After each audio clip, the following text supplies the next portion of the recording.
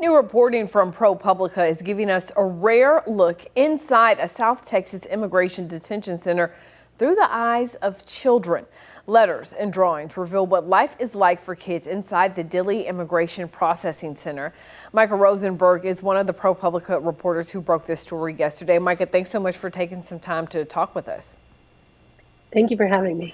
You know, I first want to acknowledge that I do not expect these children to be having, for lack of a better word here, a good time, right, in this center.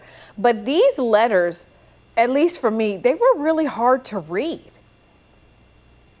Yeah, I think one thing that's really surprising about these letters and this reporting in general is that while this family detention center originally opened during the Obama administration, it was really for families and children who had recently crossed the border and were sort of coming here for the first time, hoping to be allowed into the United States.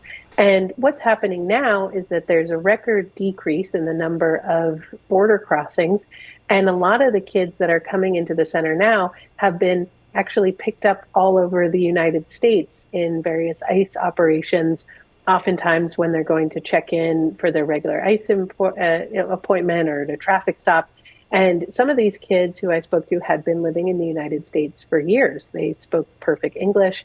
They were in the middle of their school years, and they were sort of pulled out of their, entrenched American lives. Yeah, and so many of these kids talk about being in the facility for well over, a month, 2 months. One of them, a 9-year-old, says she's there for 113 days.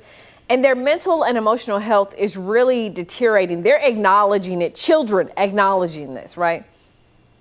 Yeah, there's a long-standing legal settlement that generally sets guidelines for how long children should remain in immigration detention. It's around 20 days. That's sort of been the standard. But I, as you mentioned, spoke to many kids who had been there for well over that time. And my colleagues on the data team here found that more than 300 kids had been held at Dilley for longer than a month since it reopened last year. And so this is part of the reason why I think these families and these children wanted to start speaking out about their situations there.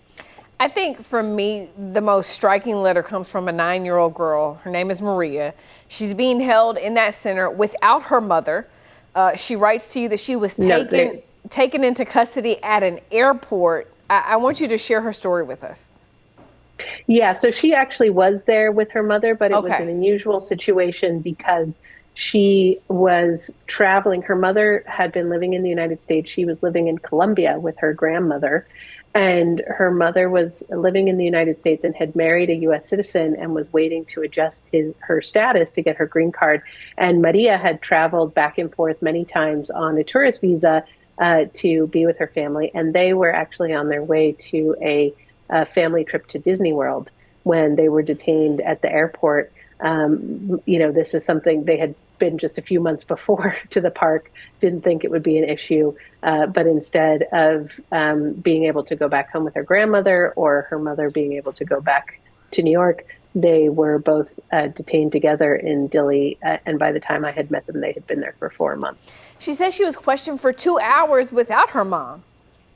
Is that standard? Yeah, that was her account. I had never heard that before. We did go to the government with her, account of that encounter. They didn't comment specifically about her case, but that is what she said. She said that they were both separated in the airport and questioned, by her by herself and her mother by herself. Okay.